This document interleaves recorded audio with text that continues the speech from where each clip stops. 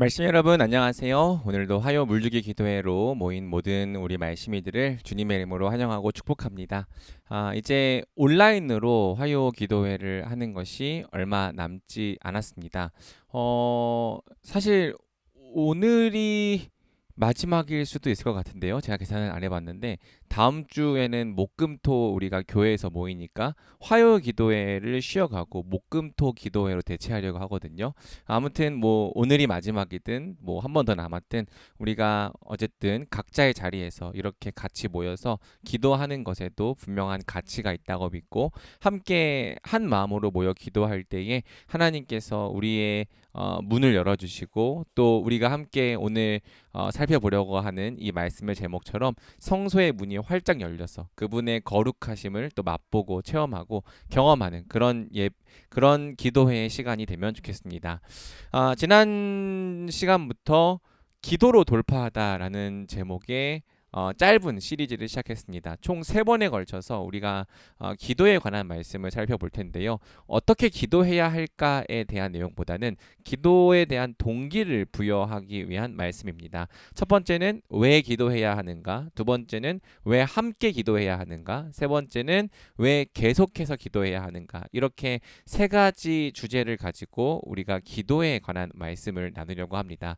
그리고 첫 번째, 왜 기도해야 하는가를 나누어 보기 위해서 제가 시편 73편 전체를 강의했습니다. 사실 짧은 분량이 아니기 때문에 결국 설교도 64분이 나오긴 했는데 제가 가장 좋아하는 시편 중에 하나입니다. 왜냐하면 저가 살아가면서 이 시편 73편 말씀에 공감을 느낄 때가 굉장히 많았기 때문이죠. 그래서 단순히 기도의 동기를 부여할 때 기도하면 하나님이 복 주신다. 이러한 말을 하고 싶지 않았습니다. 그리고 또 반대로 더 나쁜 거죠. 기도하지 않으면 하나님이 당신의 인생을 저주할 거야. 이런 이야기는 더 하고 싶지 않았습니다. 기도의 독특한 유익이 무엇인가? 분명 우리가 기도할 때 응답이 있고 하나님께서 우리 인생의 문을 열어주시지만 그것 외에도 성경이 말하는 기독교의 독특한 유익이 무엇인가? 오직 성경에서만 발견할 수 있는 기독교 기도의 특별한 유익이 무엇인가를 나누어 보고 싶었고 그 나눔을 통해서 정말 내가 기도하고 싶다라는 생각이 들게 만드는 것 그런 말씀을 준비하기 위해서 지난주에 굉장히 여러 씨름을 했던 것 같아요. 우리가 시편 73편을 가지고 고민을 해봤는데요. 시편 73편은 믿음에 대한 회의, 요즘 말로는 현타에 빠진 시인의 고백으로 시작되는 시입니다. 이 시인은 왜 현타에 빠졌습니까? 하나님을 믿지 않는 사람들, 하나님을 인정하지 않고 자기 힘과 자기 팔과 자기 지혜를 자랑하는 사람들이 훨씬 더 잘 먹고 잘 사는 것이죠. 그들에게는 고통이 없고 재앙도 없습니다. 그들은 죽을 때도 편하게 죽습니다. 그리고 그들은 거만하게 사람들을 내려다보면서 거들먹거리고 조롱하고 다닙니다. 그리고 하나님도 두려워하지 않고 사람도 두려워하지 않으며 위협과 폭언을 서슴지 않고 일삼죠. 그런데도 하나님은 그들에게 아무런 일도 하지 않으십니다. 또 성경은 간음하는 자들에 대하여 이야기하고 있습니다. 이 사람들은 하나님의 백성이라는 타이틀을 갖고 있는데 하나님과 세상 사이에서 박쥐처럼 살아가는 사람들이죠.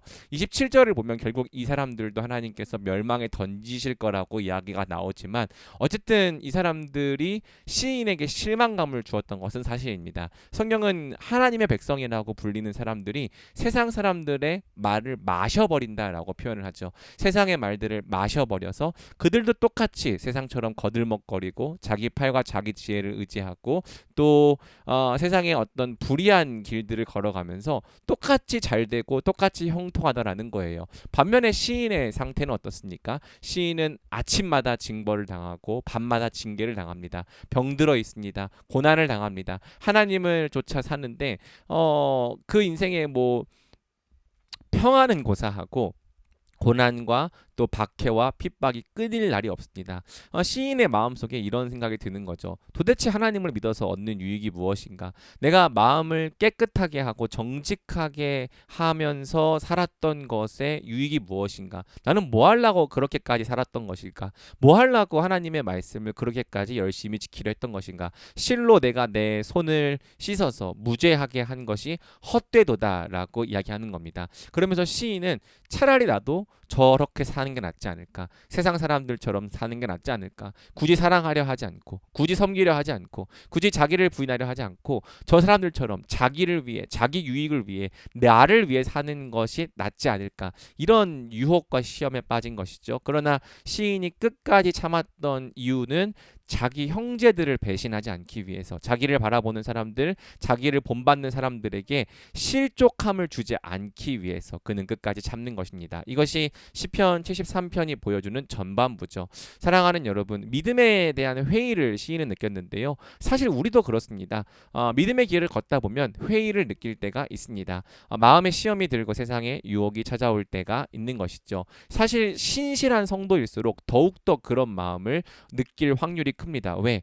사실 하나님께 순종해 보려 하지 않았던 사람들, 그분의 말씀을 열심히 지켜보려 하지 않았던 사람들은 이런 현타를 느낄 일이 거의 없습니다. 누가 이런 현타를 느끼냐? 주님의 말씀대로 살아보려고 씨름했던 사람들이에요. 주님의 말씀대로 내 것을 포기해 보았던 사람들, 주님의 말씀대로 내 것을 내려놓아 보았던 사람들, 주님의 말씀대로 내 시간과 내 재정을 나누어 보았던 사람들, 이런 사람들일수록 그렇게 살았을 때 내게 아무것도 남아있는 것이 없는 것처럼 보이고, 자기를 위해 살았던 사람들이 오히려 잘 되는 것을 보면서 마음의 현타가 찾아오기 쉬운 거죠. 자, 이런 상황에서 성경은 무엇을 명하는가? 두 가지 길이 있다고 말합니다. 하나는 우리도 똑같이 세상의 길로 가버리는 거예요. 그 시인이 받았던 유혹처럼 나도 저 사람들의 말을 마셔버리자. 하지만 또 성경은 다른 길이 있다고 말합니다. 그것은 이 문제를 어떻게 해서든지 하나님 앞으로 갖고 나아가는 것이죠. 자, 그럼 시인은 하나님 앞에서 무엇을 맛보고 무엇을 경험했습니까? 시인은 먼저 악인들의 형통이 찰나에 불과하다는 사실을 알게 되었습니다. 지금은 저들이 저렇게 형통하고 또 승승장구하는 것처럼 보일지라도 하나님은 그들이 미끄러운 곳에 서 있다고 말씀하십니다. 미끄러운 것이 무엇입니까? 언제 그 자리에서 미끄러져서 멸망으로 떨어질지 모른다는 거죠. 그들은 자기 자신이 쌓아 올린 부, 명예, 재산, 사회적인 영향력, 인정이 안전한 반석이라고 생각하지만 하나님은 그것이 미끄러운 곳이라고 말씀하시며 그들이 갑자기 한순간에 멸망한다고 말씀하십니다. 뿐만 아니라 하나님께서 그들의 형상조차 무시할 것이라고 말씀하십니다. 마치 사람이 잠에서 깨면 그 꿈속에서 있었던 일을 무시하는 것처럼 하나님 나라가 완성되는 그때가 오면 그들의 존재, 그들이 살았던 그 모든 시간조차 하나님께서는 완전히 지워버리시겠다. 그들이 이 세상에 존재했다는 그 사실조차 앞으로 완성될 하나님 나라에는 남아있지 않을 것이다. 그들은 완전히 무가치하고 완전히 지워지는 존재가 될 거다라고 하나님 말씀하시는 거죠. 자, 이 말씀을 깨달았을 때 시인은요, 기뻐하지 않았습니다. 즐거워하지 않았습니다. 야, 악인들은 망할 거구나. 그러니까 내가 저들을 부러워할 필요 없네. 이런 식으로 위로를 받지 않았습니다. 대신에 시인은요, 울기 시작하죠. 내가 어리석었고 내가 무지했다고 하나님 앞에 고백하기 시작합니다. 내가 하나님 앞에서 사실상 짐승이나 마찬가지였다고 고백합니다. 왜? 내가 어느 순간 마음이 뒤틀려 있었거든요. 내가 어느 순간 세상의 유혹을 받아서 진리를 무가치한 것으로 여기고 하나님을 무가치한 것으로 여기고 있었거든요. 내가 어느 순간 소위 돌아 있어서, 어느 순간 이 마음이 삐뚤어져 있어서 진짜 하나님이 나에게 주신 귀한 것들을 귀하게 여기지 못하고 세상 것들의 마음이 빼앗겨 있었거든요. 이런 나의 모습이 발견될 때, 내 안에 있는 자신의 죄인됨과 추함, 잘못된 욕망, 우상이 발견될 때 시인은 하나님 앞에서 울기 시작하는 것입니다. 주님, 제가 하나님 앞에서 무지하기가 짐승 같습니다 라고 기도하는 거죠. 여러분, 이것이 성경이 보여주는 기도의 첫 번째 유익입니다. 성경은 하나님을 아는 지식과 우리 자신을 아는 지식이 연결되어 있다고 이야기합니다. 우리가 하나님을 마주하기 전까지는, 그분의 거룩하심을 마주하기 전까지는 우리 자신에 대하여 똑바로 된 평가를 내릴 수 없는 거죠. 우리는 언제나 늘 교만하여서 자기 자신을 의롭고 자기 자신을 정당하고 자기 자신을 올바르다고 생각하는 거예요. 그러나 하나님의 거룩하심 앞에 설 때 우리는 우리가 얼마나 뒤틀려 있었는지를 발견합니다. 우리 안에 얼마나 거짓말들이 가득했는지 우상들이 가득했는지를 발견하게 됩니다. 그리고 사실은 세상의 저 악인들이 나를 괴롭힌 것이 아니라 내 안에 있었던 이 뒤틀린 마음, 세상에 대한 욕망, 욕정, 이 우상들이 나를 괴롭히는 주범이었다는 것을 알게 되는 것이죠. 이것을 해결하는 것이, 이것으로부터 벗어나는 것이 이 괴로움을 버티고 또 이길 수 있는 중요한 실마리인 것을 깨닫게 되는 거예요. 자, 그러면서 동시에 이 시편 73편의 하이라이트인데요.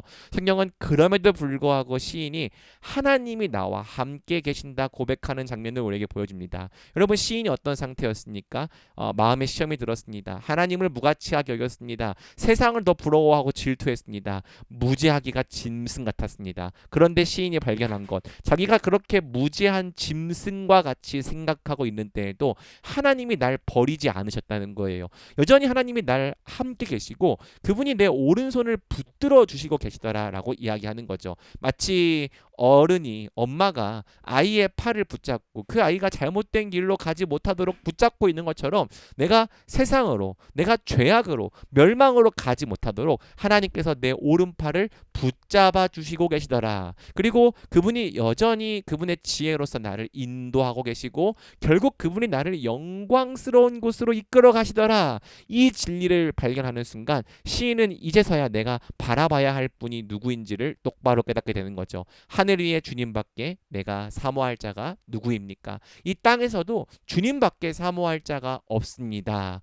그러면서 시인은 이렇게 얘기합니다. 악인들은 멸망할 것입니다. 간음했던 하나님의 백성들도 멸망할 것입니다. 그러나 하나님께 가까이 하는 것이 나의 복입니다. 그렇기 때문에 제가 하나님이 행하신 일들을 어디서든지 당당하게 전파하겠습니다. 이 은혜를 깨닫는 것, 하나님의 은혜, 그동안 내 눈과 마음이 가려져서 깨닫지 못하고 있었던 하나님의 은혜가 재발견되는 것이 바로 기도의 자리, 성소인 것이죠. 아, 하나님이 더 귀하구나.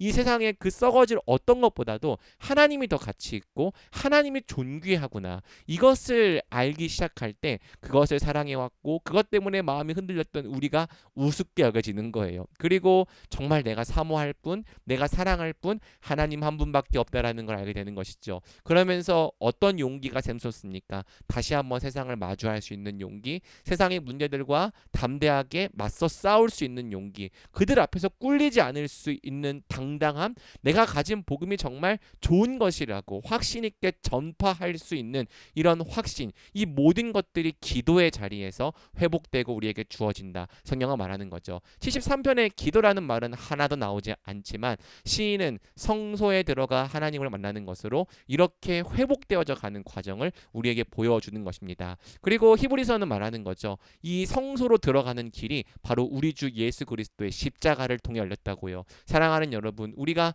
매일 어디에 있든지 성소, 우리 하나님이 계신 지성소로 나아가 그분의 거룩하심을 만날 수 있는 것은요, 결코 값 없이 된 일이 아닙니다. 우리 주 예수 그리스도께서 굉장히 비싼 값을 치르셨습니다. 그분이 십자가에 달리셨습니다. 그분의 육체가 찢기심으로 우리와 하나님 사이를 가로막고 있던 휘장이 찢어졌습니다. 그 길을 통하여서 우리는 어디에 있든지 지금 기도하는 이 순간에도 내 방에서, 내 자리에서 거룩하신 하나님의 임재 앞으로 나아갈 수 있는 존재가 된 것이죠. 그리고 그분을 나아가 내가 누구인지를 알고 하나님이 어떤 분이신지를 다시 발견하며 세상을 이기고 7번 넘어질지라도 8번 일어날 수 있는 새로운 존재가 된 것입니다. 사랑하는 여러분, 그리스도인들은 바로 이 목적, 이 이유를 위해서 기도합니다. 이것만을 위해서 기도한다는 뜻은 아니에요. 그러나 이것은요, 경험하면 경험할수록 놀라운 은혜죠. 바로 이 은혜가 우리로 하여금 인내하게 하거든요. 바로 이 은혜가 우리로 하여금 결국엔 이기게 하거든요. 바로 이 은혜가 우리로 하여금 결국에는 끝까지 승리하게 만들기 때문입니다. 우리가 세상을 이길 수 있는 힘은 오직 말씀과 기도의 자리에서 나옵니다. 그렇기 때문에 사랑하는 여러분, 우리는 기도해야 합니다. 성소의 자리로 나아가야 합니다. 주님을 그곳에서 만나야 합니다. 바라기는 우리 말씀에 심기는 교회가 이번 이 기도 시리즈와 또 8월 27일부터 29일에 예정된 이 기도회를 통하여서 정말 이 기도를 회복하는 교회, 또 기도의 전통과 문화를 튼튼히 세워가는 교회가 될 수 있기를 주님의 이름으로 축복합니다. 오늘 이 말씀을 붙잡고 우리가 함께 기도로 나아가겠습니다.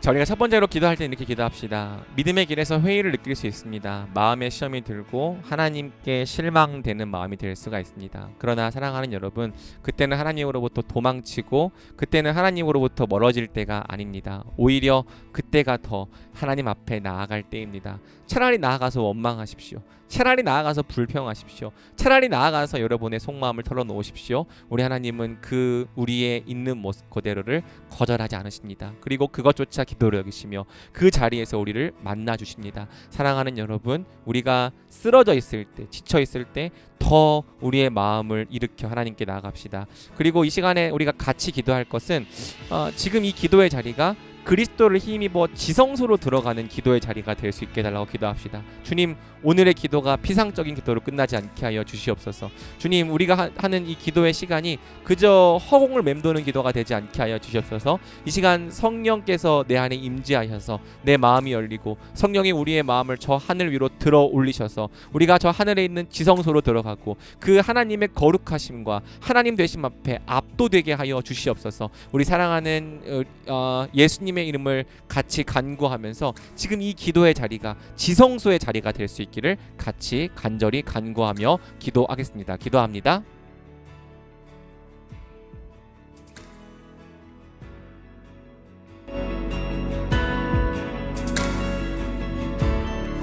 하나님 아버지,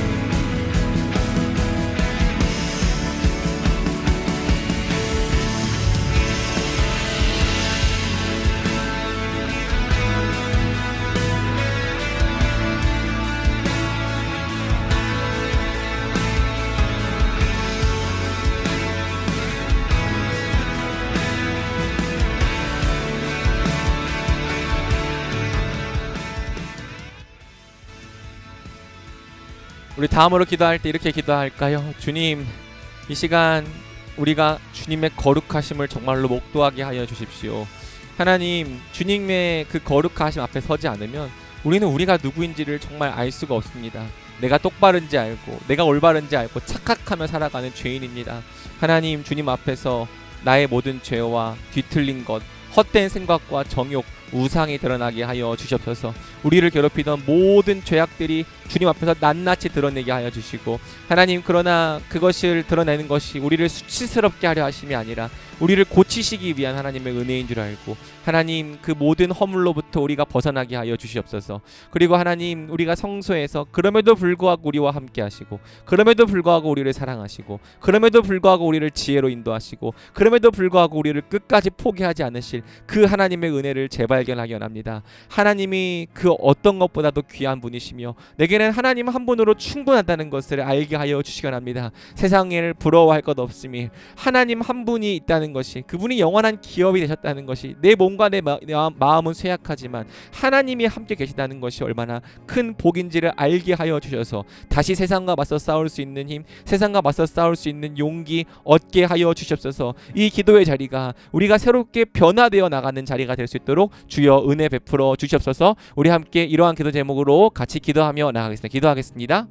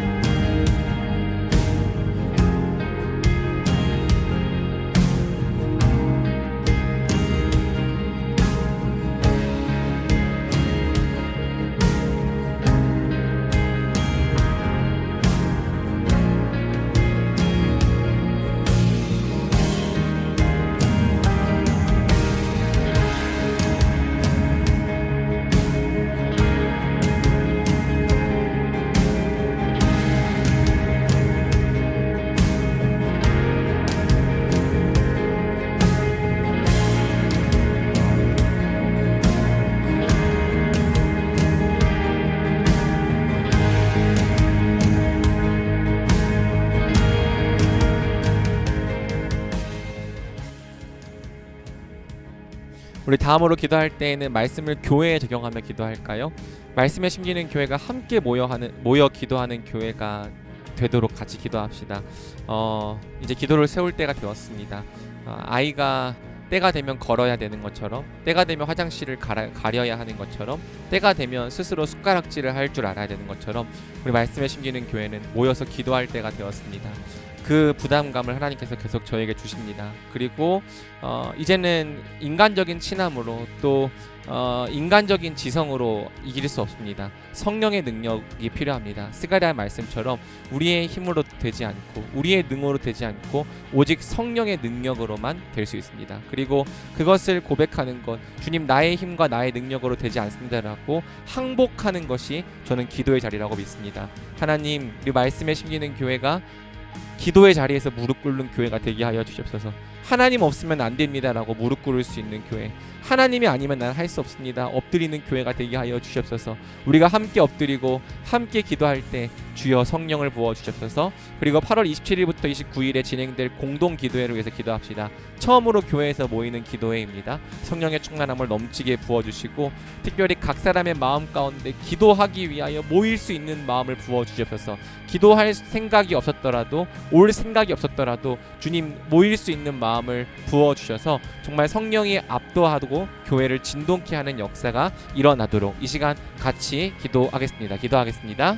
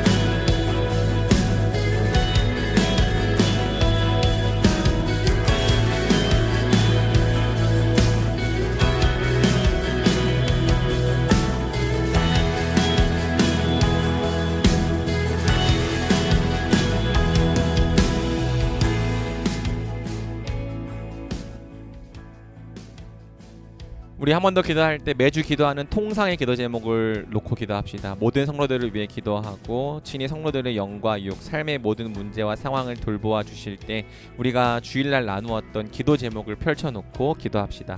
그리고 매주 함께 드리는 예배가 신령과 진정으로 드리는 예배가 되게 하여 주시옵소서.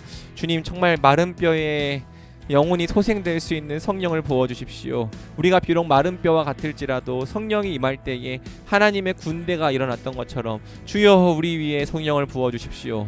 그리고 말씀에 심겨갈 영혼들을 매주 보내주시고 그들이 하나님 한 주 한 주 지날 때마다 정말 말씀 안에서 자라가게 하여 주시옵소서. 그들이 정말 세상에서 복을 흘려보내는 자가 될 수 있도록 주여 우리 교회 가운데 은혜를 베풀어 주시옵소서. 우리 함께 간절한 마음과 또 우리의 모든 소원을 담아 같이 기도하기 원합니다. 기도하겠습니다.